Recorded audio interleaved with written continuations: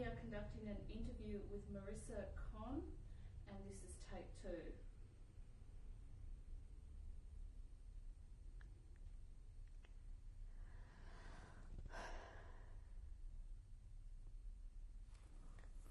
Marysia, just to finish off where the last sentence was, you said you were about to say what happened when you left the bed behind. Yes, and so our wandering started.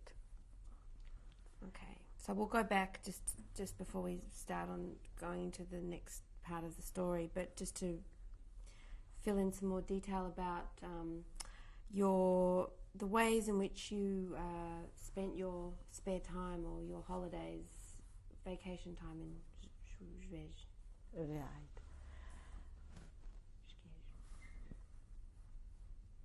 I was a tomboy. My best friends have been boys. I was adopted by the bully boy, as you call sometimes boys who are the leaders. And wherever was a fire, and the fire brigade, which was running somewhere to a fire, we have been first after the fire brigade, running after the fire brigade to see the fire. Most probably because of my adventurous soul, with years, I became the savior of little Jewish children who have been always beaten because they have been Jewish. I remember one incident. In our street was living a butcher with his 3 little boys. Their hair have been short cut. They have been fat little boys, and they have been the destruction of the children, or Jewish children, as much that when they came from school or from the Heder, they have been making few miles more to go around and not to encounter them. And one day I decided to give back to them. I took a big stick, and they have been sitting in a gutter waiting for the Jewish children. One day I took a big stick, running, I got over the head, 1, 2, 3, and I ran back home under my bed. No wonder the butcher came over. It was very hard to pacify him. But from this time on, when I was on this side of the street, the butcher's boys and their friends have been on the other one. Was that the only anti-Semitism you encountered, or was there more? I never encountered because of me. I was a witness to it.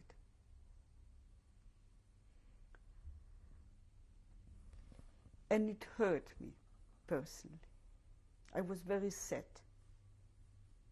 for them. Did your family know that what was happening? I mean, did you listen to the radio, or how did you know that things were going to change? How do we, at school, in high school, every spare moment, they have been talking how to punish, how to get rid of the Jews. In the school where you were? In the high school. As much when the war was declared, they didn't discuss the war. the danger of the war. They discuss still the bloody Jews. When the war was declared, I remember I was sitting on a new settee, and the Polish radio declared that the war of nursed fish and the war is declared. And I start to jump that I mustn't go back to school. And my mom asked me, look, be careful because you will damage the sofa. Little she knew that in no time she didn't have her sofa, her home, her life.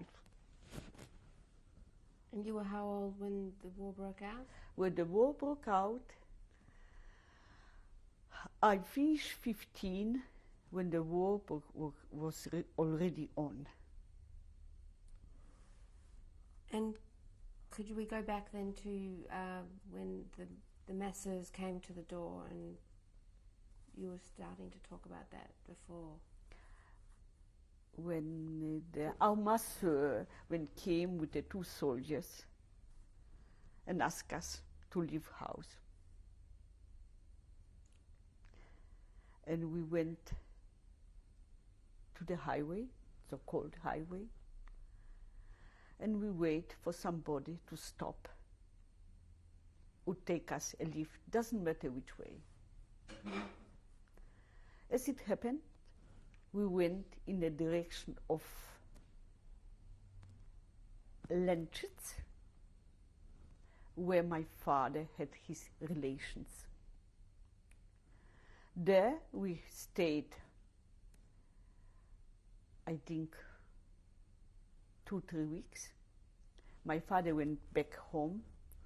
He had some German friends who provided him with a letter that he can come back to town. Who were his German friends? Friends, because he was always intellectually hungry for knowledge, as I am today. And he had lovely friends. For instance, the headmaster of my high school was his friend. I remember him always coming home with books under his arms, what the headmaster was lending to him. And most probably, he had many German friends. I remember it was a technical factory, but outside Zgierz. The Jews have been never allowed to go near it. But he was asked by one of the officials of the factory to come over to visit him, and he came with me, and they had a little artificial lake there, and they have been sending little boats on a lake with radio connections. I remember. So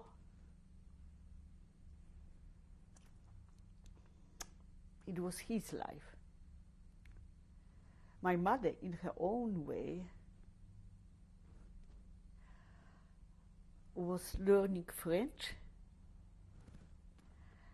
and I remember sometimes she took me walking with her French teacher. We went to a park. We had a beautiful park in Zgierz with a lake in the middle and a little island, Sundays, the military orchestra or the fire brigade have been playing. And this have been my nicest memories from Zgierz. After the war, I went there. We'll come back to that. But it wasn't anymore what it was before. So your father had received some document from his friend to enable him to go back. Is that right? Right. So he went back to Zgierz? We went back to Zgierz as it happened. A few days later, it was an announcement on a board that all the Jews, when they came back to Zgierz, should come to the how to call it, to the market next to the town hall, because it will be an announcement to them. Most probably, as my husband received the letter, there have been many other privileged Jews receiving similar letters. It was quite a little crowd by then. How many people approximately? I will say a few hundred. Would they came back? I will say so. Were you afraid at this time, or did you know something was wrong? I was never afraid.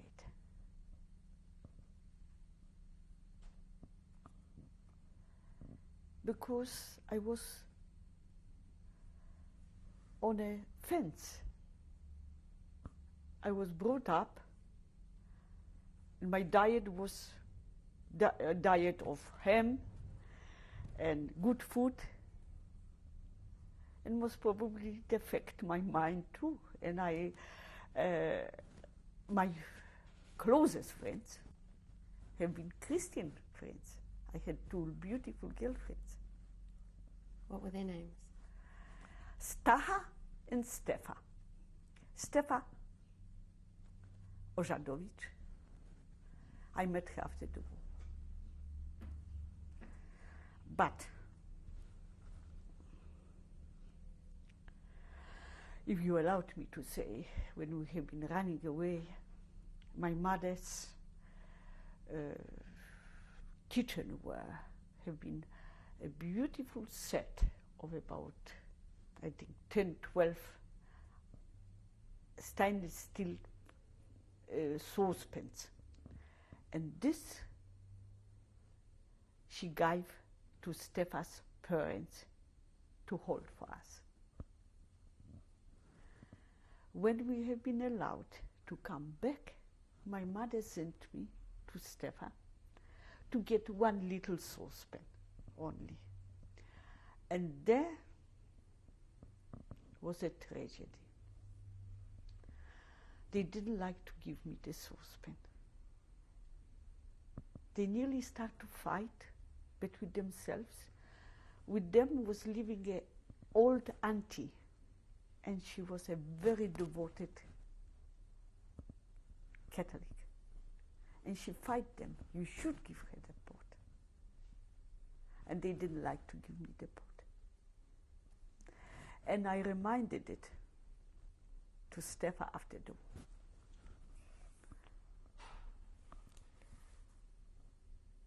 Okay, so what happened when you were in the square, the market square? They made an announcement. In about 5 minutes, everybody must run home to take whatever they can on themselves and to leave Zgierz. What did you have with you at this time?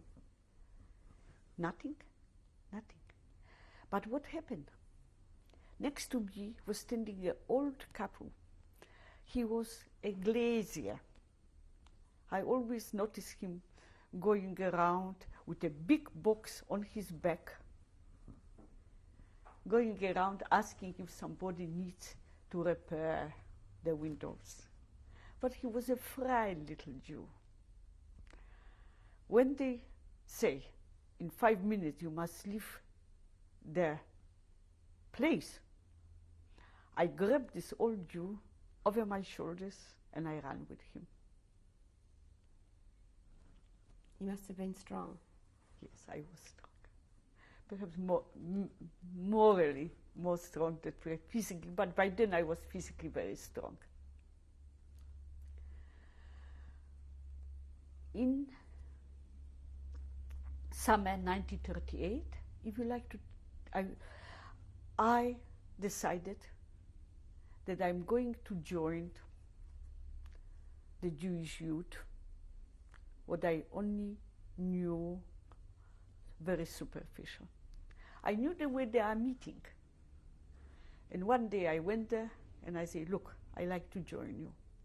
As it happens, it was Hashomer HaTzair. And I spent 2 summer camps and 1 winter camp with Hashomer HaTzair. Where did you go? We went, 1 summer camp was not near Lodz, and the other one was in the mountains, Zakopane. There I met Kuba Skopitsky. It was I would call it a puppy love. For him was probably, he was a little bit older than me, perhaps it was already a real love of a young boy. He was by then already, I think, 17. And did you see him a lot? Were you in contact with him? Yes. The last summer before the war, to get a profession, or he stopped going to school and he was employed by my friend's father, who had a small textile factory, and they taught him to operate textile machine. He was coming to Zgierz every day. Me, after school, I went over, waiting for him, and we had beautiful long walks, taking him back to the tram, going back to Lodz. When we went to Linchitz, when they told us to leave the town, I started to bother my parents that I would like to go back to Lodz because I missed him. And I was too shy to tell them that I really, my only way asking to go back to Lodz was because I miss him, my lovely friend.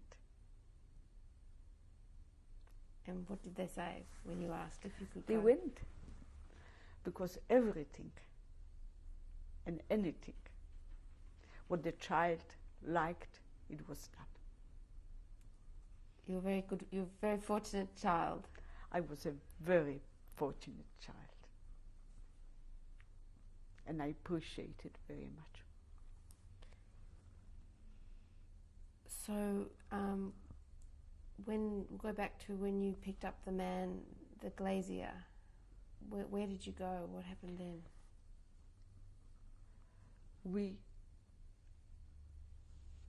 When we came second time to Zgierz, in the same apartment house with the little room, we gathered whatever we could, and we went back to Lodz. There,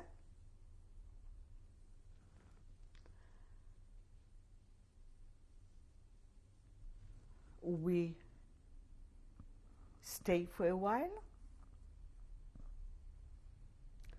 We went back. We wandered around. But at the end, the 1st of May, 1940, the date when they closed the Lodz ghetto, we came back to Lodz ghetto. So how did you come to be in the ghetto? How did you? Because closing the ghetto, the gates have been opened and people have been trying to take inside the ghetto as much as possible. As us, only with the rucksacks, we arrived there. But I forgot to mention that my father was in the committee of an orphanage together with Chaim Rumkowski, who became the eldest of Lodz ghetto. And because of Chaim Rumkowski, we received in the ghetto, nearly on a border of a ghetto, a little hut. And it was a great privilege. We shared this hut with another couple, but it was separate entrance. And we had a little plot around it. What I started to grow carrots, cabbage, working very hard. We had the first winter in the ghetto, nearly enough food. But one night we heard some noises around. People have been coming and tearing down fences and started to tear down our hut because wood have been very scary in ghetto. By then, my father had been already sick.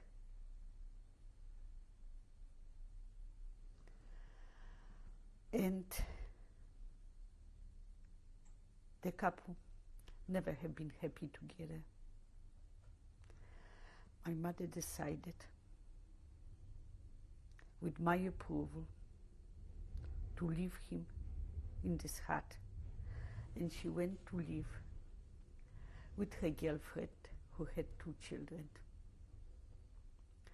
We still had then few potatoes, little bit cabbage, when we moved to her girlfriend's place. It was one room divided by an artificial wall.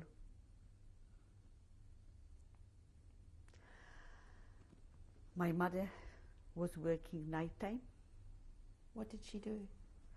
My mother, because she was a designer, she was working in a tailoring factory, preparing models in scale for the Germans to choose what they would like to order. Uniforms or? No, No. Civil clothing for ladies. For ladies. And we met only once a week. What did you do? Where were you? At the start, I went to school. My mother did like to give me still the best, what was possible in ghetto. I went to school. I went only 1 year or a few months, but then they start to bring to the ghetto German, Czechoslovakian, Dutch Jews. The school was stopped. I got some work in a straw factory. Can I just ask a question about the school? Yes. Was that because of your father's connections that you were in school? No. Every child whose parents cared sent the children to high school. My whole education finished in ghetto with the third form. How old were you? By then, I was already 16, 17. 16, right. So going back to where you were working. At the start, I was working in a straw factory, making plats from straw. It was a very hard work because sometimes they have been different kinds of straw, hard straw, and we should make in one day, and we have been working for about 11 hours, I think, or 12 hours. Such an amount of meters. For me, it was nearly impossible to make the quart because my hands have been already full of wounds. And next to me, standing, was a beautiful redhead. Her white body, her red head, and openly she was saying, before the war, she was a prostitute. And she was singing. And next to her, I learned the ballet of the Jewish ghetto before the war. Can you remember it now? I remember one song. Dus ganze Welt is mörnisch wie ein Meißele. The whole world is not more than a little play. And so on. And she took me under her care. She was stealing meters from somewhere of made already straw plate, giving to me, so that how much I made. It was the greatest help that I should be punished that I didn't make my quota. Okay, we'll stop.